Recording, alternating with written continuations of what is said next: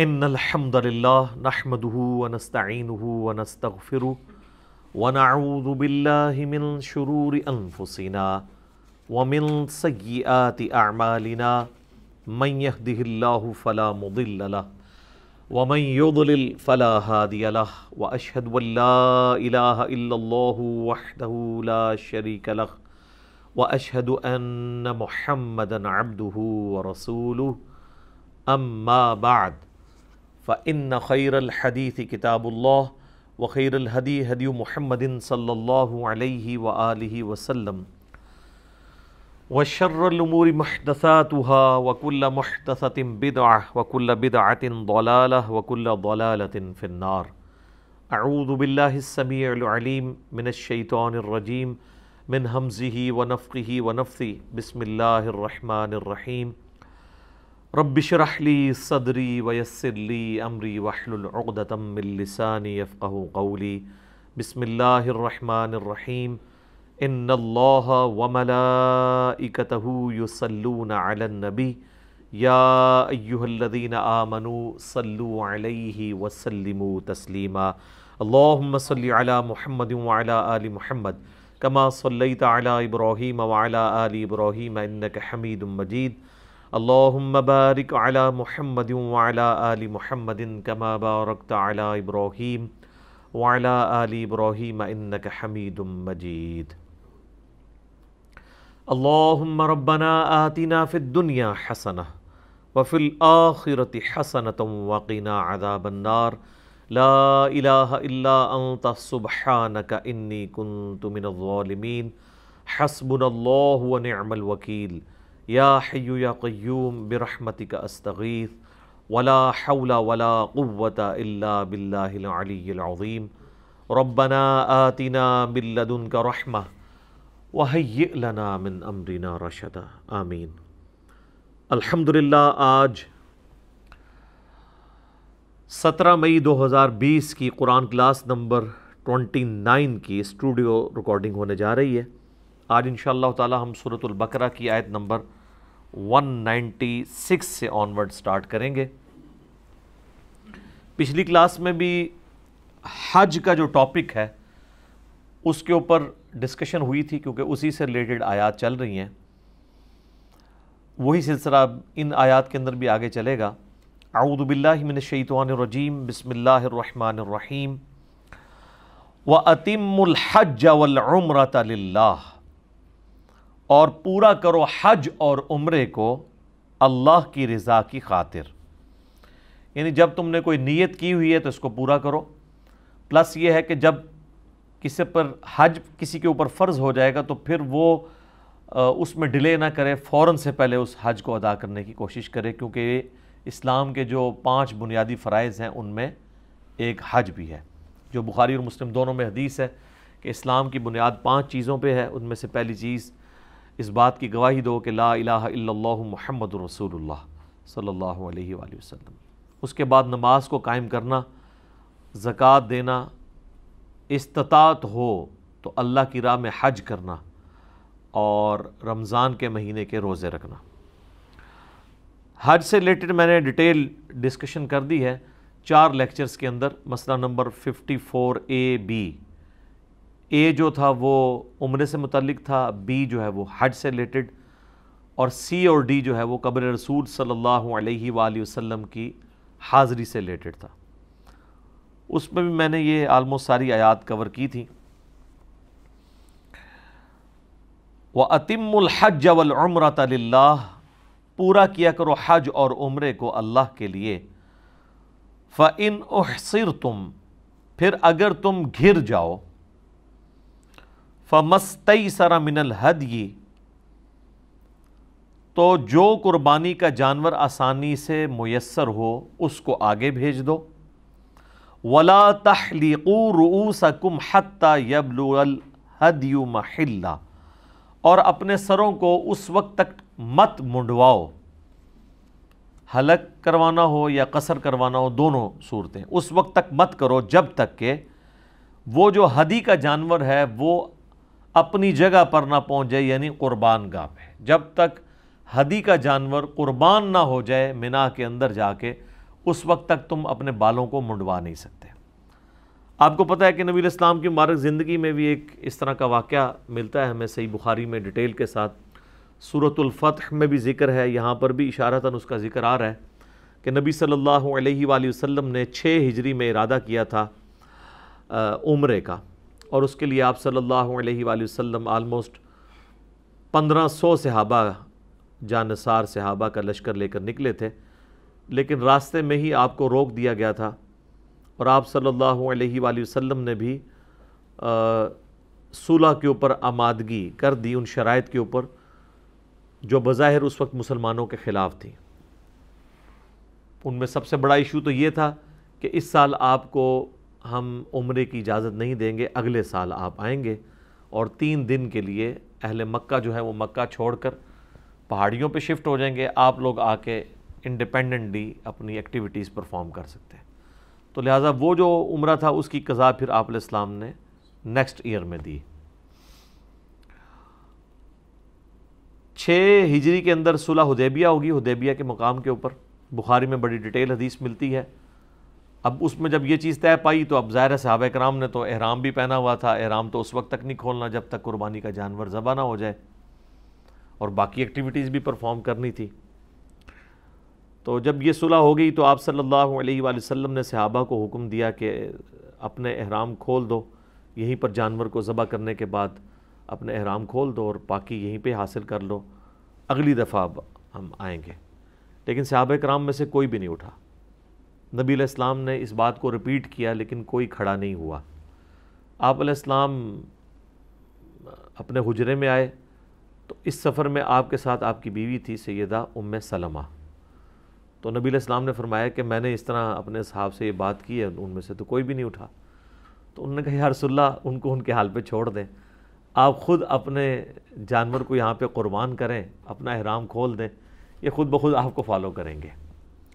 صحابہ کرام کو تھوڑا کافروں پر غصہ بھی تھا، پلس وہ اس امید میں بھی تھے کہ شاید کوئی نیا حکم آ جائے، ہمیں قتال کی اجازت مل جائے۔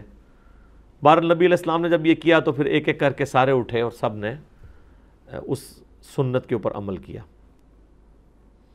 تو اسی کانٹیکسٹ میں یہ چیز آ رہی ہے کہ اگر تم گھیر لیے جاؤ تو پھر تم جو ہے وہ قربانی کے جانور کو آگے بھیج دو، جب اپنی قربان گاہ کو وہ پہنچ جائے اور تمہیں پتہ چل جائے وہ قربان ہو گیا، پھر اپنا احرام کھولو اور یعنی وہ جو سر منڈانے والا معاملہ کرنا ہے۔ لیکن یہاں پر وہ بھی نہیں تھا کیونکہ وہ قربانی کا جانور بھی آگے نہیں جانے دے رہے تھے، اس لیے نبی علیہ السلام نے قربانی کا جانور بھی وہیں پر ذبح کر لیا۔ تو اس سے یہ بات بھی پتہ چلی کہ عمرے کے لیے بھی قربانی کا جانور ہدی جسے کہا جاتا ہے وہ لے کے جا سکتے ہیں آپ، اگرچہ یہ اوبلیگیٹری نہیں ہے، یہ صرف ریکوائرمنٹ ہے حج قران کی یا حج تمتع کی، وہ آگے آ جائیں گی آیات، لیکن اگر کوئی اس طرح کر لیتا ہے تو یہ بھی ایک افضل عمل ہے۔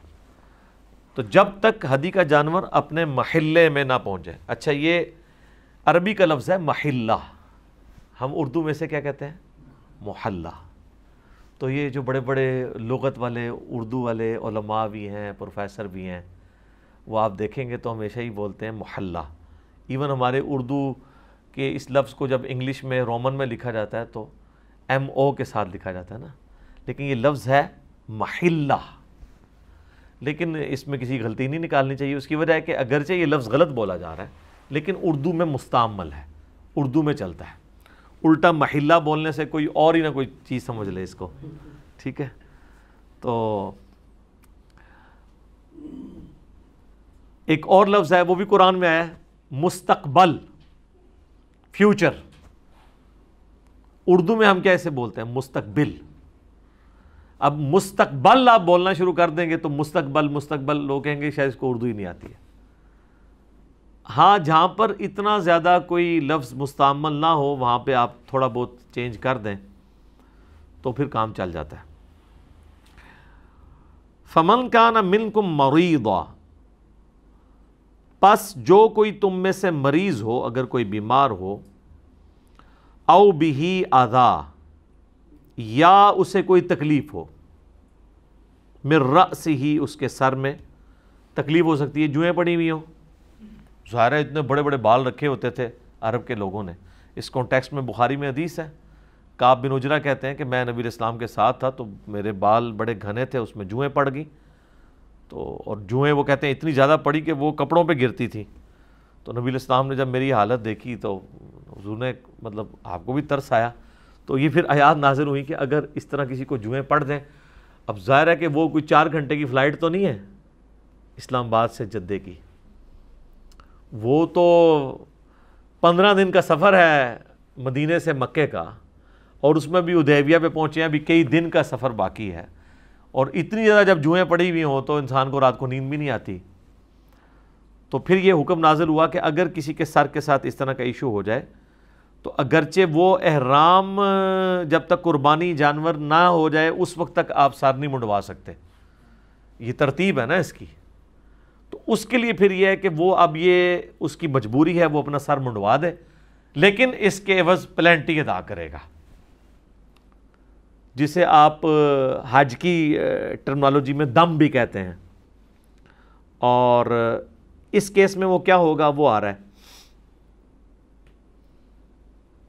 او بہ اذم من رأسہ ففدیۃ من صیام، تو وہ سر منڈوانے کے عوض فدیہ دے دے روزوں کی شکل میں، او صدقۃ یا خیرات کر دے، او نسک یا قربانی دے دے. اچھا، یہ ایسا موقع ہے جہاں پر آپ کو تینوں آپشن پیرلل میں دیے جا رہے ہیں. ویسے آپ قرآن میں جب کبھی بھی اس طرح کی پلنٹیز دیکھیں گے نا، جیسا کہ سورۃ المائدہ کی آیت نمبر 89 میں آیا ہے کہ جو کوئی منت مانی ہوئی توڑ دے تو قسم جو ہے اس نے کھا لی تھی، اب وہ توڑنا چاہتا ہے تو اس کا کفارہ کیا ہے، وہ ایک غلام آزاد کرے. تو آتا ہے اگر غلام نہ پائے تو، ٹھیک ہے جی، غلام نہ پائے تو 10 مسکینوں کو کھانا کھلائے یا 10 مسکینوں کو کپڑے دے دے، اور اگر یہ بھی نہ پائے تو 3 مسلسل روزے رکھے. یہ نہیں ہے کہ ڈائریکٹ روزوں پہ جانا ہے، جو افورڈ کر سکتا ہے اس نے وہ والے کام کر رہے ہیں. لیکن یہاں پر تینوں آسانیاں پیرلل میں ہیں. آپ کی مرضی ہے، امیر ہیں غریب ہیں جو بھی ہیں، آپ فدیہ دے سکتے ہیں اس فارم میں کہ آپ روزے رکھیں، صدقہ کریں یا قربانی دیں. اس کانٹیکسٹ میں بخاری میں حدیث ہے، نبی علیہ السلام سے جب انہوں نے پوچھا تو آپ صلی اللہ علیہ وآلہ وسلم نے فرمایا کہ 6 مسکینوں کو کھانا کھلا دو، یا نصف سا ان کو غلہ دے دو، گندم دے دو. آلموسٹ آپ سمجھ لیں 1.25 کلو کے قریب. تو آج کی ڈیٹ میں اگر ہم اس سا کو کیلکولیٹ کریں تو یہ صحیح بخاری کے اندر جو ہے وہ 3 روزے اور 6 مساکین، یعنی ان میں سے کوئی ایک آپشن رکھ سکتے ہیں، یا تیسرا آپ قربانی کا جانور بھی کر سکتے ہیں. اس میں پھر یہ ہے کہ ایک پورا جانور ہی ظاہرہ دینا ہوگا. اگر ایک سے زیادہ لوگ ہوں گے تو پھر آپ اونٹ کے اندر 7 لوگ اور گائے کے اندر بھی 7 لوگ شریک ہو سکتے ہیں، اور اگر وہ عید قربہ والا معاملہ ہو اس میں اونٹ کے اندر 10 حصے بھی ہیں. فَمَن لَّمْ يَجِدْ، پھر جو کوئی قربانی کی طاقت نہ رکھتا ہو، اچھا نہیں، بیچ میں یہ آیت رہ گئی ہے، فَمَن تَمَتَّعَ بِالْعُمْرَةِ إِلَى الْحَجِّ. اب یہ ایک اور مسئلہ آ رہا ہے، او نسکین والا تو معاملہ مکمل ہوا. فَإِذَا أَمِنْتُمْ، اور جب تم امن میں ہو جاؤ، یعنی امن میں مراد یہ کہ اب تم سٹیبل ہو گئے ہو، مکے میں پہنچ گئے ہو. فَمَن تَمَتَّعَ بِالْعُمْرَةِ، تو جو کوئی نفع اٹھانا چاہتا ہے عمرے کا، إِلَى الْحَجِّ، حج کے ساتھ، یعنی حج تمتع کرنا چاہتا ہے. یہ نکاح متع اور اسی طریقے سے حج متع، یہ دونوں ٹرمز استعمال ہوتی ہیں، یعنی ایک سفر کے اندر اس چیز کو، اس فیسلٹی کو اویل کرنا کہ آپ حج کے ساتھ عمرہ بھی کر لیں. صحیح بخاری مسلم میں آتا ہے کہ مشرکین عرب کے اندر یہ چیز گناہ سمجھی جاتی تھی کہ کوئی شخص حج کے لیے سفر کرے اور وہ ساتھ عمرہ بھی کرے. وہ کہتے تھے کہ جی آئے حج کے لیے ہو تو عمرہ کیوں ساتھ کر رہے ہو، عمرے کے لیے آنا ہے تو دوبارہ سے آؤ. تو نبی علیہ السلام نے اللہ تعالیٰ سے ریکویسٹ کی اس معاملے میں، تو نبی صلی اللہ علیہ وآلہ وسلم کو اللہ تعالیٰ نے وحی کے ذریعے بتایا کہ آپ نے یہ رسم توڑنی ہے، یہ رسم غلط ہے. اور آپ علیہ السلام نے جب اپنا پہلا اور آخری حج فرمایا تو آپ چونکہ اپنے قربانی کا جانور ساتھ لا چکے ہوئے تھے، تو آپ علیہ السلام نے فرمایا کہ اگر مجھے پہلے پتہ ہوتا نا تو میں اپنے قربانی کا جانور ساتھ نہ لاتا، چونکہ قرآن میں یہ آیت ہے کہ جو قربانی کا جانور لے آئے جب تک جانور اپنی قربان گاہ تک نہ پہنچے اس وقت تک وہ شخص احرام نہیں کھول سکتا۔ تو اب تو میں تو حج تمتع نہیں، حج قران کروں گا۔ حج قران میں بھی تمتع ہوتا ہے کہ آپ ایک سفر میں حج اور عمرہ اکٹھا کرتے ہیں۔ یہ حج کی 3 قسموں کو سمجھ لیں، پھر آپ کو یہ باتیں سمجھنا ذرا آسان ہوں گی۔ حج کی بیسیکلی 3 قسمیں ہیں۔ نمبر 1 حج افراد، جس کو اسی پنجابی کہنا ہے چھڑا حج، اس میں صرف حاجی ہوگا اور کچھ نہیں ساتھ ہوگا، نہ کوئی جانور قربان کرنا پڑے گا آپ کو، کیونکہ آپ نے اس سے تمتع نہیں لیا عمرے کا۔ یہ جو حج کے موقع کے اوپر قربانی کی جا رہی ہوتی ہے یہ حج کی قربانی نہیں ہوتی، بلکہ حج کے ساتھ آپ جو عمرے کی فیسلٹی کو اویل کرتے ہیں یہ اس کے اگینسٹ آپ کو قربانی دینی ہوتی ہے۔ وہ اسی آیت کے اندر آ جائے گا، سورۃ البقرہ کی آیت نمبر 196 کے اندر۔ اور اس میں جو شخص قربانی کی استطاعت نہیں رکھتا تو وہ 10 روزے رکھے گا، 3 ایام حج کے اندر رکھے گا، اور ایام حج یعنی پہلے جو 9 دن ہیں، 1 ذوالحجہ سے لے کر 9 ذوالحجہ تک، ان کے اندر 3 روزے رکھ لے گا اور 7 گھر واپس آ کے رکھے گا، تو وہ 10 روزے بن جائیں گے۔ وہ آیات آ جائیں گی۔ حج افراد کے اندر آپ نے کوئی قربانی نہیں دینی ہوتی، صرف حج کرنا ہوتا ہے۔ حج جو تمتع ہے اس میں آپ عمرہ بھی ساتھ کرتے ہیں اور حج بھی ساتھ کرتے ہیں، فائدہ اٹھا لیتے ہیں، اور فائدہ یہاں تک اٹھاتے ہیں کہ آپ اگر پہلے پہنچ گئے ہیں مکے کے اندر، ابھی حج کی ایکٹیویٹیز کے دن باقی ہیں جو 8 ذوالحجہ سے شروع ہوتے ہیں، تو آپ اپنا احرام کھول دیں۔ ہم نے حج تمتع کیا تھا، دنیا میں آلموسٹ 95% زیادہ لوگ حج تمتع کرتے ہیں، کیونکہ وہ پہلے ہی لے جاتے ہیں وہاں پہ آپ کو، تو آپ عمرہ کر کے احرام کھول دیتے ہیں۔ ابھی تو 8-10 دن حج میں پڑے ہوتے ہیں، اب 8-10 دن احرام کی پابندیاں کوئی کس طرح برداشت کرے گا کہ کوئی آپ نے ناخن بھی نہیں کاٹنے، بال بھی نہیں اور ٹوٹنے چاہیے، اور باقی آپ نے پورا پروٹوکول، کوئی اس طریقے سے کھجلی بھی نہیں کرنی، سر پہ کوئی چیز بھی نہیں رکھنی، اتنی ساری پابندیاں۔ تو نبی علیہ السلام نے پھر صحابہ کو حکم دیا کہ جنہوں نے عمرہ کر لیا ہے عمرہ کرنے کے بعد احرام کھول دیں۔ خود نبی علیہ السلام نے احرام نہیں کھولا کیونکہ آپ قربانی کا جانور ساتھ لائے تھے، اور قرآن میں حکم ہے کہ جب تک قربانی کا جانور قربان نہ ہو جائے آپ احرام نہیں کھول سکتے۔ تو جو لوگ قربانی کا جانور نہیں لائے ہوئے تھے، نبی علیہ السلام فرمایا تمہیں تو کوئی مجبوری نہیں ہے، اس کو کھولو۔ تو پھر بھی کچھ لوگوں نے نہیں کھولا، تو آپ فرمایا وہ نافرمان ہے جو میرے اس حکم پہ عمل نہیں کر رہے۔ پھر ایک صحابی نے آگے پوچھا، بخاری مسلم دونوں میں آتا ہے کہ یا رسول اللہ یہ ہمارے لیے آسانی ہے یا بعد کے لوگوں کے لیے؟ تو آپ علیہ السلام فرمایا کہ قیامت تک حج اور عمرہ اس طرح آپس میں داخل ہو گئے، یعنی اب آپ نے سنت کو جاری کر دیا۔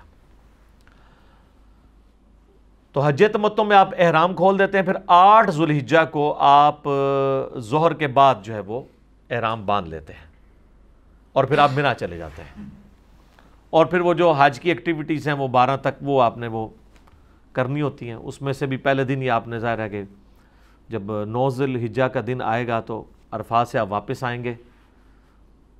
ترتیب یہ ہوتی ہے کہ 8 اور 9 کی درمیانی رات آپ نے منا میں گزارنی ہے، اور پھر صبح کے وقت آپ نے وہاں سے نکلنا ہے، صبح سے مراد فجر کے بعد، سورج نکلنے کے بعد، اور آپ نے دن اپنا عرفات میں گزارنا ہے۔ لوگ پیدل بھی چلے جاتے ہیں، آلموسٹ پیدل وہاں سے آپ سمجھ لیں 1-1.5 گھنٹہ لگ جاتا ہے، اور بسوں میں جائیں تو 3-4 گھنٹے لگ جاتے ہیں کیونکہ بہت رش ہوتا ہے۔ اب تو بڑی چوڑی روڈ انہوں نے بنا دی ہوئی ہے، آپ پیدل ہی جائیں تو آسانی رہتی ہے، جگہ جگہ پانی پینے کی جگہ بھی بنی ہوئی ہے۔ 9 ذوالحجہ کا دن آپ نے یوم عرفہ، جو اصل اس کی روح ہے، وہ میدان عرفات میں گزارنا ہے آپ نے، اور میدان عرفات میں آپ نے ظہر اور عصر کی نمازوں کو جمع کر کے پڑھنا ہے اور قصر پڑھنا ہے۔ یہ حج کی خصوصیت ہے، 2 فرض ظہر کے، 2 عصر کے، اور پھر مغرب تک مسلسل دعائیں کرنی ہیں۔ ادھر کی عبادت دعائیں ہیں، یا آپ نے وہ جو سنت اذکار ہیں، لا الہ الا اللہ وحدہ لا شریک لہ لہ الملک ولہ الحمد وہو علی کل شیء قدیر، یہ میدان عرفات کی دعا ہے۔ سبحان اللہ والحمد للہ ولا الہ الا اللہ واللہ اکبر، یہ بھی دعا ملتی ہے۔ اور جب مغرب کی نماز کا وقت ہو جائے تو آپ نے نماز نہیں پڑھنی بلکہ مزید اندھیرا ہونے کا انتظار کرنا ہے. تھوڑا سا جب اندھیرا ہوگا تو آپ نے بغیر نماز پڑھے وہاں سے نکلنا ہے اور آ کر آپ نے مزدلفہ میں آ جانا ہے. مزدلفہ جو ہے وہ منا اور عرفات کے درمیان ہے. یعنی صبح آپ منا میں خیمے لگائے ہوئے تھے، منا سے چلے گئے عرفات، واپسی پہ منا واپس نہیں آئیں گے بلکہ راستے میں آپ مزدلفہ کے اندر رکیں گے، اور وہاں پر آپ نے رات گزارنی ہے 9 اور 10 کی درمیانی رات. اور اسی رات میں آپ نے مغرب و عشاء کی نماز وہاں پہ رات کو جس ٹائم بھی پہنچیں، آپ رات 12-1 بجے پہنچنے میں بھی کامیاب ہو جائے تو یہ آپ کی کامیابی ہے. بعض لوگ فجر کے وقت ہی پہنچ رہے ہوتے ہیں. جو پیدل آتے ہیں وہ تو پہنچ جاتے ہیں، جو گاڑیوں میں آتے ہیں وہ فجر کے قریب ہی کہیں پہنچتے ہیں، لیکن اس رات کا کچھ حصہ وہاں پہ گزارنا ضروری ہے. تو آپ مغرب اور عشاء کی نماز پڑھیں گے، 3 فرض مغرب کے 2 عشاء کے. اس کے بعد فجر کی نماز پڑھنی ہے. فجر کے بعد آپ نے طلوع آفتاب کا انتظار کرنا ہے، سورج نکلنے کا. جیسے ہی سورج نکلے گا تو آپ نے پھر منا آ جانا ہے اپنے خیموں کی طرف، کیونکہ یہ پہلا دن ہے جس میں آپ نے وہ جمرات کو کنکریاں مارنی ہے، جس کو کہتے ہیں شیطان کو کنکریاں مارنی ہے. اور یہ ہے 10 ذوالحجہ کا دن. حاجیوں کے لیے 10 ذوالحجہ کے دن عید کی نماز کوئی نہیں ہے، کیونکہ انہوں نے اپنی ایکٹیویٹیز پرفارم کرنی ہے. احرام انہوں نے پہنا ہوا ہے تو سیدھا جائیں گے. وہ 3 جمرات ہیں، یعنی وہ جس کو شیطان کہتے ہیں یہاں کے لوگ، جن کی نشانی بنی ہوئی ہے. منا سے آپ کعبے کی طرف جائیں تو سب سے پہلے ایک چھوٹے والا آئے گا، پھر درمیانے والا، اور اینڈ پہ بڑے والا آتا ہے جو کعبے والی سائڈ کی طرف ہے. تو پہلے دن آپ نے پہلے 2 کو کنکریاں نہیں مارنی ہوتی ہیں بلکہ تیسرے والے کو مارنی ہوتی ہیں. اور اس کے لیے جو کنکریاں آپ نے آئندہ دنوں میں بھی مارنی ہے نا، وہ آپ نے مزدلفہ سے ہی چننا سنت ہے. وہ پلاسٹک کے شاپنگ بیگ میں وہیں سے چھوٹی چھوٹی کنکریاں جمع کر لیتے ہیں.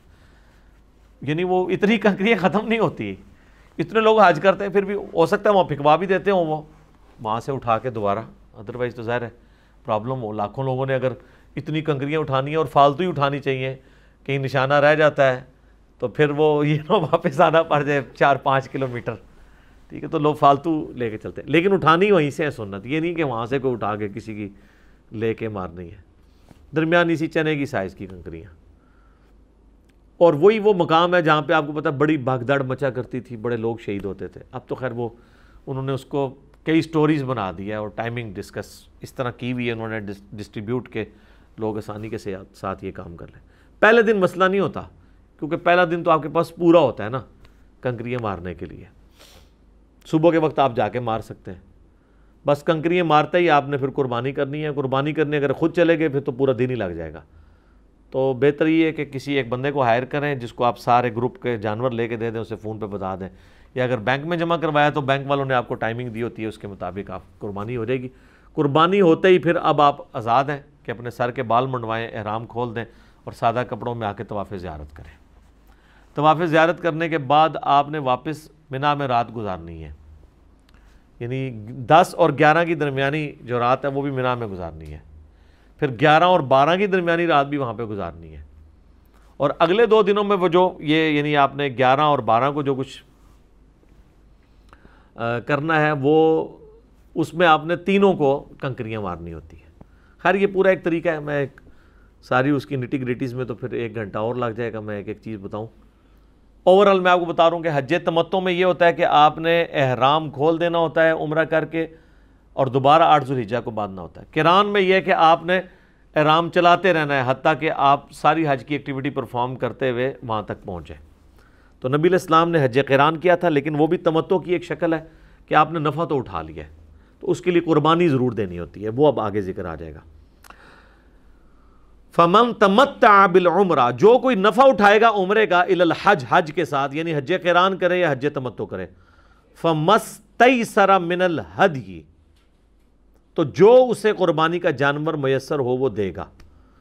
فمن لم یجد، تو جو کوئی اس کی طاقت نہ رکھے یعنی اتنا غریب ہے، فصیام 3 ایام، تو وہ 3 دن کے روزے رکھے گا فی الحج، حج کے دنوں میں. وَسَبْعَةٍ اِذَا رَجَعْتُمْ، اور 7 رکھے گا جب واپس آئے گا. تِلْكَ عَشَرَةٌ کاملہ، یہ ہوئے پورے 10. 3 یعنی حج کے دنوں میں وہیں پہ رکھنے ہوں گے. حج کے دن کون سے ہیں؟ 1 ذوالحجہ سے لے کے 9 ذوالحجہ تک. اور 10 کو تو آپ روزہ نہیں رکھ سکتے، منع ہے۔ بہتر تو ہے کہ 9 ذی الحجہ کا بھی نہ آئے، لیکن اگر مجبور نہ آ جائے تو خیر ہے، کیونکہ حاجی کے لیے 9 ذی الحجہ کا روزہ نہیں ہے، لیکن حرام نہیں ہے، اگر وہ اس دن میں آ جائے تو رکھ سکتا ہے، تو 7 روزے گھر آ کے رکھے گا۔ لیکن یہ کام کوئی بھی نہیں کرتا، سب لوگ قربانی دیتے ہیں، جو ظاہر ہے حج پہ پہنچنے میں کامیاب ہو جائے آج کے دور میں، اس کے لیے قربانی دینا تو کوئی مسئلہ نہیں ہوتا۔ روزے تو یہ یعنی ظاہر ہے کہ ایک زیادہ مشکل فٹیک والا کام ہے نا، تو لوگ قربانی دیتے ہیں۔ ذالک لمن لم یکن اہلہ حاضر المسجد الحرام، یہ رعایت اس کے لیے ہے جس کے گھر والے مسجد حرام کے قریب نہ رہتے ہوں۔ جس کے گھر والے مسجد حرام کے قریب رہتے ہوں گے تو پھر وہ حج افراد ہی کرے گا، اسے حج تمتع یا حج قران کرنے کی ضرورت نہیں، وہ تو جب چاہے عمرہ کر سکتا ہے، اس کے لیے نہیں ہے، یہ آفاقیوں کے لیے جو باہر سے آ رہے ہوتے ہیں، ان کے لیے ظاہر ہے زندگی میں ایک دفعہ ہی انہوں نے جانا ہے، تو اللہ نے آسانی دی ہے کہ ایک سفر میں آپ عمرہ اور حج جمع کر سکتے ہیں۔ اچھا، بعض لوگ وہاں پہ یہ کرتے ہیں کہ وہ تنعیم پر جا کر نہ بار بار جا کے احرام باندھتے ہیں، وہ 2 ریال لیتی ہے وہ ہائیسٹ، وہاں پہ لے جاتے ہیں، وہ جہاں مسجد عائشہ بنی ہے سلام اللہ علیہا، وہ صحیح بخاری میں حضرت عائشہ کا ایک کیٹاسٹرافک کنڈیشن والا معاملہ، ان کو پیریڈز آ گئے تھے حج کے دوران، تو نبی علیہ السلام نے ان کے پیریڈ پاک ہونے کا انتظار کیا، اور اس کے بعد پھر ان کو اپنے بھائی عبد الرحمن بن ابی بکر کے ساتھ بھیجا کہ ان کو وہاں سے احرام بندھوا کر لے آئے۔ تو حالانکہ وہ کوئی میقات تو نہیں ہے، وہ تو مکے کی باؤنڈری کے اندر ہی آتا ہے، تو وہاں پہ صرف ایسی عورت کے لیے معاملہ ہے کہ وہ ایسا کر سکتی ہے، ادروائز جس نے ایک سفر میں ایک حج اور عمرہ کر لیا دیٹس آل، بار بار عمرے آپ نہیں کر سکتے، یہ بدعت ہے اور سب کے نزدیک بدعت ہے۔ یہ اکثر لوگ مسئلہ پوچھ بھی رہے ہوتے ہیں، اس لیے میں نے ساتھ بتا دیا آپ کو۔ واتقوا اللہ، اور اللہ کا تقوی اختیار کرو، واعلموا ان اللہ شدید العقاب، اور جان لو کہ بے شک اللہ سخت سزا دینے والا ہے، یعنی اللہ کی حدود کی پاسداری کرنی ہے۔ الحج اشہر معلومات، حج کے مہینے سب کو معلوم ہے۔ ظاہر مشرکین عرب اس سے واقف تھے کہ حج کے مہینے کون سے ہیں، رمضان کے فوراً بعد والے، شوال، ذوالقعدہ اور ذوالحجہ۔ آج تو ہم 4 گھنٹے میں یہاں سے پہنچ جاتے ہیں نا، وہاں تو لوگ 1-1 ڈیڑھ 2 مہینے پہلے سفر شروع کرتے تھے تو پہنچتے تھے۔ اگر آپ کو ایون مدینے سے ہی حج کے لیے آنا ہے مکے، تو 15 دن آپ کو چاہیے اونٹ کے اوپر، اور 15 دن آپ کے دیکھیں کتنے مشکل ہوں گے، اس میں راتیں بھی تو آ رہی ہیں، رات کو پڑاؤ کرنا ہے، کتنی تکلیفوں سے آپ کو گزرنا پڑے گا۔ اور یہ تو ہو گیا مدینے سے آنے کے لیے، کسی نے تبوک سے آنا ہے تو اس کا تو 30-40 دن لگ گئے نا، شام سے آنا ہے، یہاں سب کانٹیننٹ سے جانا تھا تو یہ تو 4 مہینے پہلے نکلتے تھے، مشکل کام تھا نا۔ تو بر حج کی جو تیاری اور یہ سارے معاملات شروع ہو جاتے تھے رمضان کے فوراً بعد، تو اس لیے اللہ تعالیٰ نے کہا کہ حج کے مہینے سب کو معلوم ہے۔ اس سے یہ بات بھی پتہ چلی کہ جو سنت اور تواتر ہے یہ قرآن حکیم سے پہلے کا چل رہا تھا، اور جہاں پر کہیں کوئی خرابی تھی وہ قرآن نے ہائی لائٹ کر دی، اور جہاں پہ ہائی لائٹ نہیں کی ہے وہ اسی طریقے سے چلتی رہے گی۔ تو اس سے یہ بات پتہ چلی کہ سنت ابراہیمی جاری تھی، صرف اس میں خرابیاں آئی ہوئی تھی۔ فَمَنْ فَرَضَ فِيهِنَّ الْحَجِّ، تو جو کوئی نیت کر لے اس میں حج کی، تو اسے 3 چیزوں کا خیال رکھنا ہے۔ فَلَا رَفَثَ، تو کوئی بے حیائی والا معاملہ نہ کرے، وَلَا فُسُوق، نہ کوئی نافرمانی والا، اللہ کے حکم عدولی والا کوئی مسئلہ ہو، وَلَا جِدَالَ فِي الْحَجِّ، اور نہ ہی حج میں کوئی جھگڑا کرے۔ یہ 3 چیزیں گنوائی گئی ہیں، بے حیائی سے بچنا ہے، گناہ کے کاموں سے بچنا ہے، اور جھگڑے سے بچنا ہے۔ صحیح بخاری میں حدیث ہے کہ جس نے حج کیا اور یہی 3 چیزیں آپ نے گنوائی کہ وہ بے حیائی سے بچ گیا، گناہوں سے بچ گیا، فسق سے اور جھگڑے سے، تو وہ ایسا ہی ہے گویا آج ہی ماں کے پیٹ سے پیدا ہوا ہے، سارے گناہ اس کے معاف۔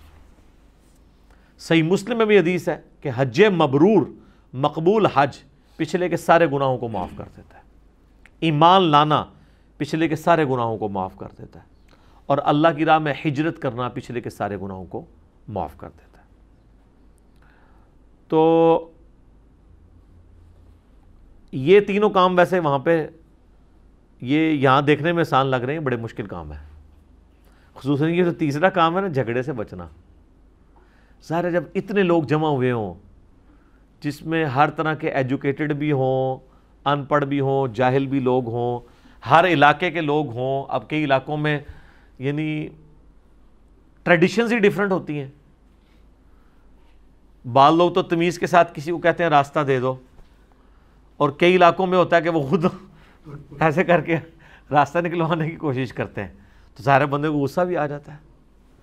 اور پھر خصوصاً ان لوگوں کے لیے جن کی ذرا صحت اچھی ہوتی ہے، قد بت اونچے ہوتے ہیں، وہ چھوٹے موٹے لوگوں کو تو سمجھتے ہی کچھ نہیں ہے وہاں پہ۔ اب یہ جو 7-7 فٹ کے حبشی آئے ہوئے ہوتے ہیں افریقہ سے، یہ تو ہم تو ان کے آگے بالکل آپ سمجھ لیں کیڑی ہیں نا، اور اگر انڈونیشین اور ملیشین ہوں گے تو بیچارے بالکل چھوٹے چھوٹے ہوتے ہیں، وہ تو ان سے ڈرتے پھرتے ہیں۔ اس لیے آپ دیکھیں وہ گروپس کی فارم میں ہوتے ہیں وہاں، آپ طواف کرتے ہوئے دیکھیں نا تو آپ کو ایک طرح کے کپڑوں کے لوگ نظر آ رہے ہوتے ہیں، وہ گروپس کی فارم میں ہاتھوں میں ہاتھ ڈال کے، لیکن وہ بھی مصیبت ان کے ساتھ ڈلی ہوئی ہے، ہاتھوں میں دستانے بھی پہنے ہوتے ہیں نا، کیونکہ وہ شافیوں کے نزدیک تو بیوی کو ہاتھ لگانے سے وضو بھی ٹوٹ جاتا ہے نا، تو انہوں دستانے بھی پہنے ہوتے ہیں۔ دیکھ لینا تقلید کی کوئی ایک نوست تو نہیں ہے نا، حالانکہ واضح حدیث موجود ہے کہ نہیں ٹوٹتا۔ تو پھر انہوں نے جو خاص قسم کی عورتیں جو ہیں انہوں نے اگر حجاب کیے ہوئے ہیں تو انہوں نے ادھر نا بڑے بڑے پھول لگائے ہوئے ہوتے ہیں، یعنی کسی نے کوئی گلابی کلر کا پھول لگایا تو پورے گروپ کے وہ گلابی کلر کے پھول ہوں گے یا یلو کلر کے ہوں گے، تاکہ اگر کوئی ادھر ادھر گم جائے تو وہ دیکھ لے کہ ہاں یار وہ فول پروف سسٹم کیا ہوتا ہے۔ اچھا یہ ضروری ہے، اور یہ زیادہ تر انڈونیشین ملیشین اس لیے کرتے ہیں، خصوصاً انڈونیشین جو ہیں وہاں باقاعدہ ٹریننگ ہوتی ہے، وہاں یہ نہیں ہے کہ جو بندہ بھی ہے کہ منہ اٹھا کے حج کرنے کے لیے چلا جائے گا، کئی سال ان کی باری نہیں آتی ہے جب تک وہ ٹیسٹ پاس نہیں کرتے ہیں، ان کی پوری ٹریننگ ہوتی ہے کہ ہاں یہ اس قابل ہے کہ اب اس کو وہاں پہ بھیجا جائے۔ اور پاکستان میں تو اسی وقت قابل ہو جاتا ہے بندہ جب بالکل سارے کاموں سے فارغ ہو کے بوڑھا ہو جاتا ہے نا، گھر والے بھی تنگ ہوتے ہیں، وہ کہتے ہیں چلو اب اس کو حج کرانے کے لیے بھیج دو۔ اور وہ بندہ جس نے نماز بھی صحیح نہیں پڑھی ہوتی، جو روزانہ 5 دفعہ پڑھنی ہوتی ہے، اس کو زندگی میں 1 دفعہ حج کرنا پڑ جائے اور وہ اس کو سیکھا ہوا نہ ہو حج اور عمرے کو، تو وہ کیسے کر سکتا ہے؟ تو آپ دیکھیں گے پھر کوئی بھی ایکٹیویٹی صحیح طریقے سے پرفارم نہیں کرتا ہے۔ اس لیے میں نے ایک سٹیپ وائز وہ لیکچر ریکارڈ کروا دیا تھا، مسئلہ نمبر 54A اور B، جب بھی کوئی عمرے پہ جانے لگے اسے کہ 54A دیکھ لے، حج پہ جانے لگے تو A اور B دونوں دیکھیں، اور قبر رسول کی حاضری کے لیے 54C اور D یہ 2 دیکھ لیں۔ تو اللہ تعالیٰ فرما رہے ہیں کہ جو بے حیائی سے بچ گیا، گناہ کے کاموں سے اور جھگڑے سے، تو یہ یعنی اس حج وہ اصل میں کر رہا ہے۔ بے حیائی سے بھی بچنا مشکل ہے، ظاہر ہے کہ وہ صحیح بخاری میں حدیث ہے کہ عورتوں کے چہرہ کھلا ہوا ہوگا، اب اتنی عورتیں ہوں گی، آپ نے نگاہوں کی حفاظت خود کرنی ہے، یہ تو نہیں ہے کہ کوئی زبردستی اللہ تعالیٰ کی طرف سے آپ کی کوئی آنکھوں کی حفاظت ہو جائے گی کہ آپ کو صرف مرد ہی نظر آئیں گے، عورتیں نظر نہیں آئیں گی، یا عورتوں کو صرف عورتیں نظر آئیں گی، مرد نظر نہیں آئیں گے۔ گناہ کے کام، گناہ کے تو کئی ایک کام وہاں پہ ہو جاتے ہیں، لوگوں کی جیبیں کاٹ جاتی ہیں جی، لوگ بھیک مانگ رہے ہوتے ہیں، کوئی منا کے خیموں میں اپنا کوئی بیگ رکھ کے چلا گیا بیچارہ باہر، وہ واپس آتا ہے تو وہ اس کے اندر ریال ہی نہیں اس کو پھر واپسی پہ ملتے۔ اسی لیے حاجیوں نے بیچاروں نے یہاں پہ یعنی اپنے وہ جو احرام کے نیچے بیلٹ باندھی ہوتی ہیں، آپ دیکھیں جب بھی کوئی عمرے حج کے لیے جاتا ہے اس کو اسپیشل لوگ کہتے ہیں بیلٹ لے کے جانی ہے، وہ بیلٹ اسی لیے لے کے جاتے ہیں نا کہ اس بیلٹ کے اندر وہ پاسپورٹ رکھ لے گا پلس پیسے رکھ لے گا، کیونکہ کمرے میں، ہوٹل کے کمرے میں چھوڑنے کا رسک یا منا کے خیمے میں چھوڑنے کا رسک تو نہیں لیا جا سکتا، اسلامی بھائیوں سے خطرہ لگا رہتا ہے۔ ظاہر ہے کوئی یہودی عیسائی تو نہیں آگے چوری کرتے، اپنے لوگ ہی کر رہے ہوتے ہیں، تو یہ سارے خطرات وہاں پہ ہوتے ہیں۔ اس لیے ان ساری یہ کہنے کو تو بڑا آسان ہے، پھر کسی کی دل آزاری ہو جانا، کسی کو دھکا دے دینا، یعنی یہ بڑا مشکل کام ہے وہاں پہ ان ساری چیزوں سے بچنا۔ تو اگر انسان کے ذہن میں یہ چیز ہونا کہ میرے حج کی قبولیت اس کے اوپر ڈیپینڈنٹ ہے کہ میں نے بے حیائی کا کوئی کام نہیں کرنا اور میں نے کسی کا دل نہیں دکھانا، کسی کو ناجائز دھکا نہیں دینا، اور اگر کسی سے دھکا لگ گیا اس کو معاف کرنے کی روش اختیار کرنی، پھر آپ کو خود بخود صبر آ جاتا ہے۔ اور میجارٹی لوگ اس کو مینٹین کر لیتے ہیں وہاں پہ، میجارٹی لوگ کوشش کرتے ہیں کہ ہم جھگڑا والا معاملہ نہ کریں۔ اور ظاہر ہے کہ اب یہ جو فلا رفثا میں یعنی اس میں جو چیز جائز بھی ہے، یعنی میاں بیوی کا تعلق جو ہے وہ بھی ان دنوں کے اندر احرام کی حالت میں اس کی بھی پابندی ہے، اس سے بھی آپ نے اجتناب کرنا ہے۔ وَمَا تَفْعَلُوا مِنْ خَيْرٍ يَعْلَمْهُ اللَّهُ، اور جو کوئی بھی تم نیکی کا کام کرو تو اللہ اسے خوب جانتا ہے۔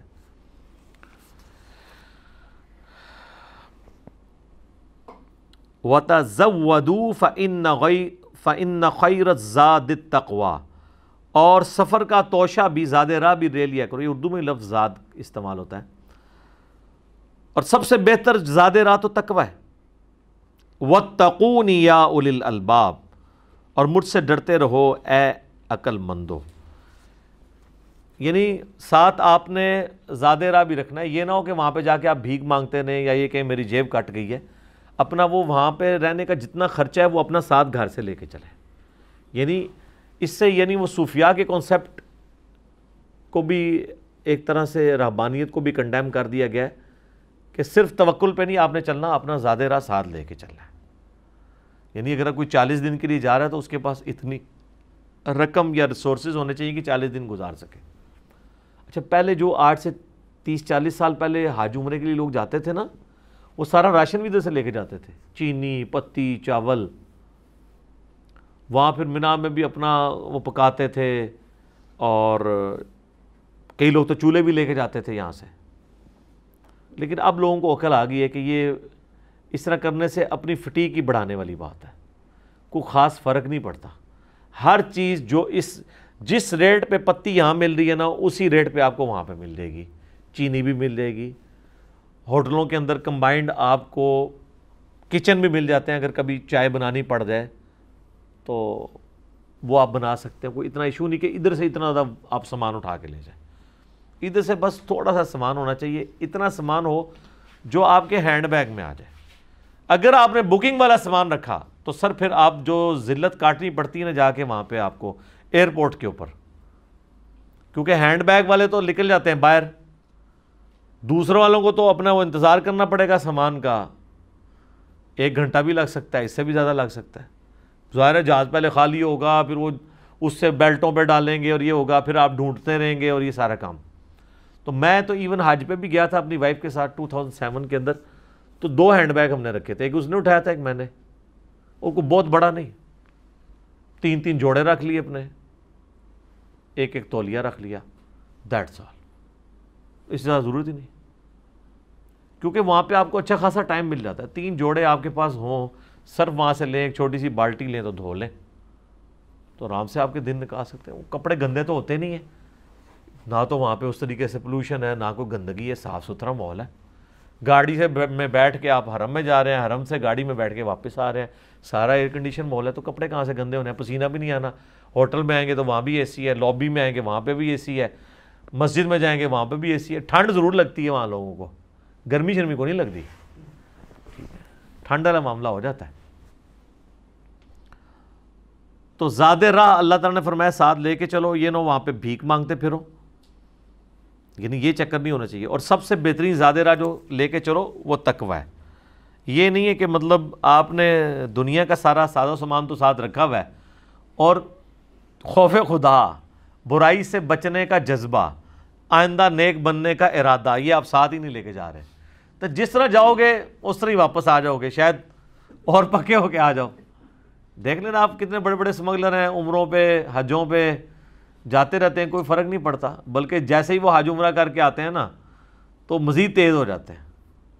اور جو یعنی مارکیٹ کے اندر اس قسم کے جو تاجر ہیں، بےایمانی کرنے والے، اگر اس کے نام سے حاجی بھی لگتا ہو نا تو لوگ کہتے ہیں اچھا یہ حاجی بھی ہے، پھر اللہ دی پناہ، ٹھیک ہے نا، حاجی صاحب، اور آگے پھر کہلواتے بھی ہیں حاجی، ٹھیک ہے جی۔ لیس علیکم جناح ان تبتغوا فضلا من ربکم، اور تم پر اس میں بھی کوئی گناہ نہیں ہے کہ تم وہاں پر بھی اپنے رب کا فضل تلاش کر سکتے ہو۔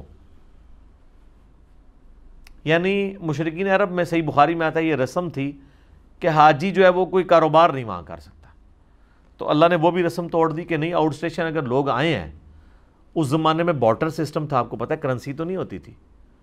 ایک بندہ ہندوستان سے یہاں سے مسالہ جات لے کے چلا گیا ہے، وہاں پہ مسالے مہنگے ہیں اور یہ مسالے وہاں پہ بیچ کے وہاں سے کھانا خرید لیتا ہے. پہلے تو یہی سسٹم چلتا تھا نا. عرب کے لوگ جو ہیں وہ اپنی چیزیں یعنی کھجوریں بیچتے تھے، اس کے وہ کاٹن خریدتے تھے کیونکہ وہاں پہ کاٹن نہیں اگتی تھی. ہمارے ان علاقوں میں کاٹن پائی جاتی ہے، مسالہ جات پائے جاتے ہیں. اور ایون یہ ہندوستان کے علاقے کی جو تلواریں ہیں یہ بڑی مشہور تھی. المہند اسی لیے نام رکھا ہے نا انہوں نے، المہند المفند، ہند کی تلوار کو المہند کہا جاتا تھا. تو عرب کے لوگوں میں یہ بڑی مشہور مانی جاتی تھی المہند. تو اس طرح بارٹر سسٹم تھا. تو اللہ نے اجازت دی ہے کہ آپ یعنی چیزیں یہاں سے لے کے جا سکتے ہیں، وہاں پہ جا کے آپ ان کو بیچیں، ان کی چیزیں آپ لے سکتے ہیں. تو یعنی حاجی کے لیے کاروبار کرنا بھی یہ جائز ہے. ابھی بھی آپ دیکھیں نا، یہ کتنے لوگ جو ہیں وہاں سے سونا خرید کے لاتے ہیں، وہاں سے سونا لے کے آتے ہیں تو یہاں اچھی قیمت پہ وہ بک بھی جاتا ہے اس اعتبار سے کہ وہ پیور ہوتا ہے سونا. یا آپ کسی عام سونا لے کے جائیں کسی گولڈ سمتھ کے پاس، وہ اتنا ریٹ نہیں لگاتا. اگر وہ سعودیہ سے لیا ہوا ہے، آپ کے پاس اس کی ریسپٹ موجود ہے تو وہ اچھا ریٹ لگ جاتا ہے. اس طرح کئی ایک چیزیں وہاں سے لوگ لے آتے ہیں یہاں بیچنے کے لیے، کئی لوگوں کو گفٹ دینے کے لیے بھی لے کے آتے ہیں. فَإِذَا أَفَضْتُم مِّنْ عَرَفَاتٍ، جب تم عرفات سے واپس لوٹو تو ظاہر ہے کہ آپ نے پھر کہا ہے فَاذْكُرُوا اللَّهَ عِنْدَ الْمَشْعَرِ الْحَرَامِ، تو مشعر حرام کے پاس آپ نے اللہ کا ذکر کرنا ہے. اسی کا نام مزدلفہ بھی ہے، جو مکے اور آپ عرفات کے درمیان ہے، منا اور عرفات کے درمیان. وَاذْكُرُوهُ كَمَا هَدَاكُمْ، اور تم اللہ کا ذکر کرو اس بات پہ جس طرح کہ اس نے تمہیں وہ ذکر سکھایا ہے. وَإِن كُنتُم مِّن قَبْلِهِ لَمِنَ الضَّالِّينَ، اگرچہ تم اس سے پہلے کھلی گمراہی میں تھے. یعنی اس بات کے اوپر اللہ کا شکر ادا کرو اور ان الفاظ کے ساتھ جو اس نے تمہیں سکھائے ہیں. تو وہ جتنے بھی وظائف ہیں، سبحان اللہ والحمد للہ ولا الہ الا اللہ واللہ اکبر، لا الہ الا اللہ وحدہ لا شریک لہ والا وظیفہ، اس طریقے سے لبیک اللہم لبیک، لبیک لا شریک لک لبیک، ان الحمد والنعمت لک والملک لا شریک لک، یہ سارے کے سارے وظائف جو بھی ہیں آپ کر سکتے ہیں. ثم افیضوا من حیث افاض الناس، پھر اے قریش کے لوگوں تم بھی وہیں سے واپس ہوا کرو جہاں سے باقی لوگ واپس ہوتے ہیں. واستغفر اللہ، اور اللہ سے معافی مانگو، ان اللہ غفور رحیم، بے شک اللہ بخشنے والا مہربان ہے. اچھا، قریش کے لوگوں میں نا ایک صحیح بخاری میں آتا ہے ان کے اندر نا ایک تکبر تھا. وہ کہتے تھے کہ ہم چونکہ مکے کے رہنے والے ہیں، ہمیں عرفات جانے کی کوئی ضرورت نہیں ہے، ساڈا آج اتھے ہی ہے. تو وہ منا سے ہی واپس آ جایا کرتے تھے. تو اللہ تعالیٰ نے فرمایا کہ بھئی تم بھی وہاں سے جا کے واپس آیا کرو جیسے باقی لوگ آتے ہیں، یعنی تمہارا بھی عرفات میں جانا ضروری ہے، ادروائز یہ حج نہیں تمہارا ہوگا. اور عرفات سے واپسی پہ مزدلفہ میں بھی رکنا ہے. وہ یہ کہتے تھے ہم تو یہاں کے رہنے والے لوگ ہیں، ہمیں کوئی ضرورت نہیں ہے، یہ تو باہر کے لوگوں کے مسئلے ہیں کہ وہاں پہ جائیں گے. جیسے وہ پریویلیجز لوگوں کو حاصل ہوتے ہیں. جیسے آپ دیکھیں کہ امام مسجد ہیں یا مدرسوں کے بڑے بڑے استاد ہیں، وہ تو سمجھتے ہیں ہم یہاں ہی رہتے ہیں، ہم بے شک آخری رکعت میں جا کے ملے، ہے نا، یا بعض اپنی کرا لیں گے جماعت. تو یہ قریش کو بھی تھا کہ ہمیں عرفات جانے کی کوئی ضرورت نہیں ہے، ہم تو مکے کے رہنے والے ہیں. تو انہوں نے وہیں اپنی چرپائیاں بنا میں ڈالی ہوتی تھی اور کرتے کیا تھے، اللہ کا ذکر نہیں کرتے تھے، بیٹھ کے اپنے بزرگ بابوں کو یاد کرتے تھے. یہ آ رہا ہے قرآن میں، پھر اللہ نے ذکر کیا کہ جس طرح اپنے بابیاں نو روندے پیٹتے ہو نا، ان کے واقعات سناتے تھے. کوئی کہے گا جی میرا دادا یہ تھا، تو وہ ایک بندے نے سنی، وہ اس سے اگلا اس سے لمبی چھوڑتا تھا کہ میرا دادا تو یہ کر لینا سی. تو اس طرح نہیں کس سے کہانیاں سنایا کرتے تھے. ظاہر پورا دن کیسے گزارے، اللہ کا ذکر تو نصیب والوں کا حصہ ہے نا. منا کے اندر آپ پورا دن رات کیسے آپ نے گزارنی ہے، کوئی نہ کوئی تو کام کرنا ہے نا. تو وہ یہی کرتے تھے. نہ اس وقت نیٹ، نہ کوئی ٹی وی، نہ کوئی ایسے ایشو، کوئی ایکٹیویٹیز نہیں تھی. تو وہ گپے شپے مارا کرتے تھے اور اپنے بزرگوں کو یاد کیا کرتے تھے. ویسے آج والے بھی جڑے نا ان بزرگوں نہیں ہوتے یاد کرتے ہوں گے کہ جناب ہوتے ساڑھے بزرگوں نال کی ہو گئی ہے. ٹھیک ہے جی. فَإِذَا قَضَيْتُم مَنَاسِكَكُم، پھر جب تم اپنے یعنی وہ مناسک پورے کر چکو حج کے، فَاذْكُرُوا اللَّهَ كَذِكْرِكُمْ آبَاءَكُمْ او اشد ذکرہ، تو اللہ کا ذکر اس طرح کیا کرو جس طرح اپنے باپ دادوں کو یاد کرتے ہو، او اشد ذکرہ، یا اس سے بھی بڑھ کر اللہ تعالیٰ کا ذکر کرو۔ تو یہ اسی کانٹیکسٹ میں ہی آگے بات چل رہی ہے کہ آپ نے وہاں سے لوٹنا ہے جہاں سے واقعی لوگ لوٹتے ہیں، اللہ سے معافی مانگنی ہے، ان اللہ غفور الرحیم، بے شک اللہ والا بخشنے والا مہربان ہے۔ اور جب تم واپس ہو حج کر چکو تو پھر یاد کرو اللہ تعالیٰ کو اس طرح جس طرح کہ تم یاد کرتے ہو اپنے بزرگوں کو، بلکہ اس سے بھی بڑھ کر۔ فَمِنَ النَّاسِ مَن يَقُولُ رَبَّنَا آتِنَا فِي الدُّنْيَا حَسَنَةً، فِي الدُّنْيَا، لوگوں میں ایسے بھی ہیں جو کہتے ہیں یا اللہ ہمیں دنیا میں ہی عطا فرما دے، وَمَا لَهُ فِي الْآخِرَةِ، ایسے لوگوں کے لیے آخرت میں کوئی حصہ نہیں ہے جو صرف اللہ سے دنیا مانگتے ہیں۔ فِي الْآخِرَةِ مِنْ خَلَاقٍ، کوئی بھی حصہ نہیں ہے۔ وَمِنْهُمْ مَنْ يَقُولُ رَبَّنَا آتِنَا فِي الدُّنْيَا حَسَنَةً، اور لوگوں میں ایسے بھی ہیں جو کہتے ہیں اے اللہ ہمیں دنیا میں بھلائیاں عطا فرما، وَفِي الْآخِرَةِ حَسَنَةً، اور آخرت میں بھی بھلائیاں عطا فرما، وَقِنَا عَذَابَ النَّارِ، اور آخرت کی سب سے بڑی بھلائی کہ ہمیں دوزخ کے عذاب سے، آگ کے عذاب سے بچا لے۔ اللہم اجرنا من النار، آمین۔ بخاری مسلم میں حدیث ہے کہ نبی علیہ السلام کی اکثر دعا یہی ہوا کرتی تھی، ربنا آتینا فی الدنیا حسنہ وفی الآخرۃ حسنۃ وقنا عذاب النار۔ بخاری مسلم میں یہ اللہم کے ساتھ بھی ہے، اللہم کے ساتھ بھی پڑھ سکتے ہیں، صرف ربنا کے ساتھ بھی پڑھ سکتے ہیں، دونوں کو ملا کے بھی پڑھ سکتے ہیں۔ تو اللہ فرماتا ہے جو اس طرح دعا کریں گے نا، اولئک لہم نصیب مما کسبوا، ایسے لوگ ہیں جن کو دونوں جہانوں میں حصہ ملے گا ان کی کمائی کا، واللہ سریع الحساب، اور اللہ تعالیٰ حساب لینے میں بہت جلدی فرمانے والا ہے۔ ظاہر ہے یہ ہمیں تو دور لگ رہا ہے نا کہ قیامت کا دن دور ہے، ان قریب آ جانا ہے۔ بخاری مسلم کی حدیث ہے جو مر گیا گویا اس کی قیامت قائم ہو گئی، تو قیامت تو کوئی دور نہیں ہے اس کے لیے۔ وَاذْكُرُوا اللَّهَ فِي أَيَّامٍ مَّعْدُودَاتٍ، اور اللہ کو یاد کرو گنتی کے دنوں کے اندر۔ یہ ایام تشریق ہیں، صحیح بخاری میں آتا ہے۔ وہ ظاہر ہے ہم یہاں پر بھی یاد کرتے ہیں، 4 ایام تشریق ہے نا، 10، 11، 12 اور 13، اور 9 ذی الحجہ سے ہمارا وہ تسبیحات بھی شروع ہو جاتی ہیں، فجر سے لے کے 9 ذی الحجہ کی 13 کی عصر تک، ہر نماز کے بعد اللہ اکبر لا الہ الا اللہ واللہ اکبر اللہ اکبر وللہ الحمد۔ حتیٰ کہ بخاری میں آتا ہے کہ جو امام باقر تھے وہ تو سنت اور نوافلوں پڑھنے کے بعد بھی یہ تسبیحات اس میں ذکر کیا کرتے تھے۔ سنن کبریٰ البیہقی میں ہے کہ سیدنا علی اس سنت پہ عمل کیا کرتے تھے کہ 9 کی فجر سے لے کے 13 کی مغرب سے پہلے یعنی 13 کی عصر کی نماز کے بعد تک ان تسبیحات کو رپیٹ کرتے تھے۔ فَمَن تَعَجَّلَ فِي يَوْمَيْنِ فَلَا إِثْمَ عَلَيْهِ، جو کوئی 2 دن میں واپس چلا جائے تو اس پہ کوئی گناہ نہیں ہے۔ ویسے تو منا کے اندر آپ پہنچ جاتے ہیں 8 ہی کو، 9 کا دن آپ نے عرفات میں گزارنا ہے، اور 9 اور 10 کی درمیانی رات آپ نے کہاں گزارنی ہے؟ مزدلفہ کے اندر۔ 10 کی صبح کو آپ نے کنکریاں مار کے تو اپنی باقی ایکٹیویٹی پرفارم کرنی ہے اور واپس آنا ہے، تو 10 اور 11 کی درمیانی رات بھی آپ نے وہاں پہ گزارنی ہے۔ تو 10 کا دن بھی وہاں پہ گزارا، پھر 11 بھی، اور پھر 12 بھی۔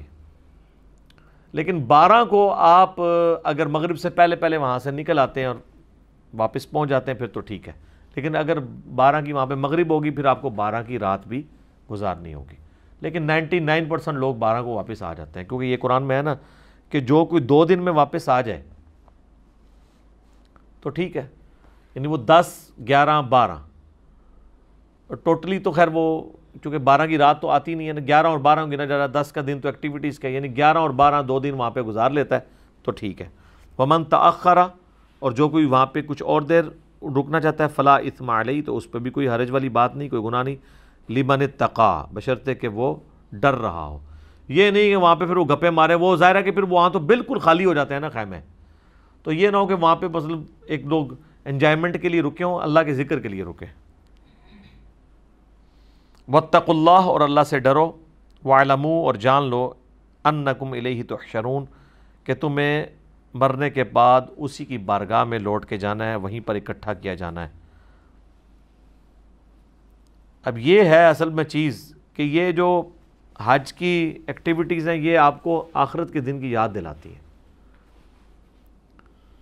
وہاں پہ بھی انسان نے بالکل اس طریقے سے، بلکہ کپڑے ہی نہیں ہونے، صرف انبیاء کو کپڑے پہنائے جائیں گے، صحیح بخاری میں آتا ہے، باقی تو لوگ بالکل اس طرح اٹھائے جائیں گے۔ اور پھر جب کفن کی حالت میں بھی انسان کو دفن کیا جاتا ہے تو اس طرح انسیری چادروں میں ہی دفن کیا جاتا ہے۔ تو اس سے آخرت کے دن کی جواب دہی بھی ذہن میں آتی ہے، آخرت میں بھی اتنے سارے لوگ ایک جگہ پہ جمع ہوں گے، اس طرح وہاں پہ بھی عرفات میں لوگ لاکھوں کی تعداد میں ایک جگہ جمع ہوئے ہوتے ہیں۔ تو اللہ کا تقوی پیدا کرنے والی چیزیں ہیں، بلکہ تقوی تو یہاں سے ہی شروع ہو جاتا ہے۔ تھوڑا سا بندہ اگر اس کی نظر میں عبرت ہو نا تو اس کو یہاں پہ کئی چیزیں نظر آ جاتی ہیں۔ یقین کریں جب میں پہلی بار عمرے کے لیے گیا تو وہ 747 بوئنگ جہاز تھا، وہ عمرے کے لیے ہی جا رہا تھا سارا، رمضان شریف میں 2002 کے اندر۔ 747 میں اب آلموسٹ کوئی 400 کے قریب تو مسافر بیٹھے ہوتے ہیں۔ میں جب انٹر ہوا نا، میں بالکل، ہم لوگ اینڈ پہ ہی پہنچے تھے جہاز میں، جب یعنی وہ اس کے اڑنے میں بھی آدھا پونا گھنٹہ تھا۔ تو جو زیادہ تو لوگ وہمی ہوتے ہیں نا، وہ پہلے ہی جا کے بیٹھ جاتے ہیں کہ ادھر اڑ ہی نہ جیسا ہم لے بغیر جہاز۔ تو ہم تو بیٹھے ہوئے تھے لانچ کے اندر، ہم نے کہا سکون سے ادھر کھلے ڈلے بیٹھے ہیں، جہاز میں جا کے ضرور تنگ ہونا ہے۔ تو جیسے ہی وہ فائنل اناؤنسمنٹ ہوگی نا، جب لوگ پھر یہ کہ پھر آپ کو وہ لائن میں بھی تو لگنا پڑتا ہے نا، اپنا وہ سارا سلسلہ جو چل رہا ہوتا ہے اس کے لیے لائن میں بھی لگنا پڑتا ہے۔ تو اتنی دیر لائن میں کھڑے ہونے کے بجائے آپ ادھر ہی لابی میں کرسیاں وہاں بیٹھے رہے، جب آپ دیکھیں نا لائن بالکل ختم ہو رہی ہے، آخری 1-2 بندے رہیں گے تو اٹھیں جا کے اپنا، تاکہ آپ کو تھکاوٹ بھی نہ ہو، لائن میں کھڑی ہونے کی تردد کیا کرنے کی ضرورت ہے۔ وہ جناب جب جہاز میں انٹر ہوئے نا، تو میں جس وقت انٹر ہوں نا تو اس وقت تو سارا بھرا ہوا تھا، وہ بندہ خوف کھا جاتا ہے، سارے سفید یعنی احرام کے اندر لگتا ہے مردے بیٹھے ہوئے ہیں سارے، بندہ خوف کھا جاتا ہے۔ آپ ذرا دیکھیں نا کہ دونوں طرف یوں سیٹیں ہوں اور آپ پیچھے سے انٹر ہو رہے ہیں اور وہ حد نگاہ تک سارے سفید کپڑوں میں ایسے بیٹھے ہیں، بندہ ایک بار خوف کھا جاتا ہے۔ مجھے اس وقت احساس ہوا کہ یار یہ سفید کپڑے جو ہے نا بالکل یہ موت کی یاد دہانی کرواتے ہیں انسان کو، سارے ہی بیٹھے ہوئے ہیں اس حالت میں۔ خیر خوف اس لیے بھی زیادہ آ گیا کہ ان دنوں میں وہ ایئر کریش انویسٹیگیشنز بھی دیکھتا ہوتا تھا، تو ہمیں تو یہ بھی لگا رہتا تھا نہیں جہاز توڑ پہنچنا بھی ہے کہ نہیں۔ حالانکہ دنیا میں سب سے سیف سفر جہاز کا ہے، سب سے سیف، ہاں ٹرین سے بھی زیادہ سیف۔ یہ ہمیں لگتا ہے نا کہ جو چیزیں زمین پہ چلتی ہیں وہ زیادہ سیف ہیں، نہیں۔ اگر 1000 دفعہ ایک جہاز اڑے، چلیں 1000 تو تھوڑا ہے، 1,00,000 دفعہ اگر ایک جہاز اڑے اور 1,00,000 دفعہ کوئی بس یا ٹرین چلے تو اس کے آپ حادثات کیلکولیٹ کریں گے، ہو سکتا ہے 1,00,000 دفعہ میں ایک دفعہ بھی اسے حادثہ نہ ہوا ہو جہاز کو، لیکن ٹرینوں کو تو آئے دن ہوتے ہیں حادثات۔ تیز گام کو آپ دیکھ لیں کتنے حادثات پچھلے 8-10 سال میں ہو چکے ہیں، ریل کار کو ہو چکے ہیں، بسوں کو تو خیر ہوتے ہی رہتے ہیں۔ تو اس اعتبار سے جہاز کا سفر سب سے سیف ہے۔ لیکن یہ ہے کہ جہاز میں جب کوئی مسئلہ ہوتا ہے بچتا کوئی بھی نہیں ہے۔ ٹرین میں تو، بسوں میں بچنے کے تو پھر کوئی چانس ہوتے ہیں نا، جہاز میں تو پھر آر یا پار والا معاملہ ہوتا ہے۔ تو یہ آخرت کے دن کو یاد دلانے والی ایکٹیویٹی ہے مسلمانوں کی انٹرنیشنل گیدرنگ جو ہے حج کے موقع کے اوپر۔ حج کا ٹاپک اب بس اس آیت کے اوپر کنکلوڈ ہو گیا، اب ایک اور ٹاپک کی طرف بات جائے گی، وہ انشاءاللہ ہم اگلی دفعہ ڈسکس کریں گے۔ تو یہ 203 نمبر آیت کے اوپر یہ ٹاپک مکمل ہو گیا جو حج کا شروع ہوا تھا۔ اس میں یہ جو دعا یہ ربنا آتنا فی الدنیا حسنہ، یہ ہم نے فرض نماز کے بعد اذکار میں بھی ڈالی ہوئی ہے، اس کو ضرور کیا کریں۔ مسلم شریف میں ایک حدیث ہے کہ ایک صحابی تھے، وہ اتنے سخت بیمار ہوئے کہ صحابہ کہتے ہیں گویا کہ چڑیا کے بچے کی طرح ان کی ہڈیاں نکل آئیں، جیسے وہ چھوٹا بچہ ہوتا ہے۔ نبی علیہ السلام کی عادت کے لیے آپ نے حالت دیکھی تو آپ نے فرمایا تم اللہ سے کیا مانگتے ہو بھائی؟ انہوں نے کہا یا رسول اللہ میں اللہ سے کہتا ہوں جو مجھے آخرت میں عذاب دینا ہے تو دنیا میں دے لے۔ تو اللہ نے، نبی علیہ السلام فرمایا سبحان اللہ، کیا تم اللہ کے عذاب کی استطاعت رکھتے ہو اس دنیا کے اندر بھی؟ تمہیں تو چاہیے تم دعا کرو ربنا آتنا فی الدنیا حسنہ وفی الآخرۃ حسنۃ وقنا عذاب النار۔ صحابہ کہتے ہیں اس نے وہ دعا کی چند دن تو وہ بالکل بستر مرگ سے اٹھ کے بالکل صحیح ہو گیا۔ تو اس طریقے سے یہ دعا، اس پہ میرا کلپ بھی ہے کہ سب سے بیسٹ دعا کون سی ہے جو ہر چیز کو کور کرے، دنیا میں بھی بھلائیاں مانگ لی، آخرت کی بھلائیاں بھی مانگ لی، اور آخرت کی سب سے بڑی بھلائی بھی مانگ لی، وقنا عذاب النار۔ اسی پہ کنکلوڈ کرتے ہیں، اللہم ربنا آتینا فی الدنیا حسنہ وفی الآخرۃ حسنۃ وقنا عذاب النار، آمین۔ اللہ تعالیٰ سے دعا ہے جو حق بات میں نے کہی اللہ تعالیٰ ہمارے دلوں میں راسخ فرمائے، اگر جذبات میں میرے منہ سے کوئی غلط بات نکل گئی اللہ تعالیٰ ہمارے دلوں سے محو کر دے، ہمیں معاف بھی فرما دے، ہمیں کتاب و سنت کی تعلیمات پر عمل کر کے دوسرے بھائیوں تک پہنچانے کی توفیق عطا فرمائے۔ سبحانک اللہم وبحمدک اشہد ان لا الہ الا انت استغفرک واتوب الیک وما علینا الا البلاغ المبین۔ جزاکم اللہ خیر۔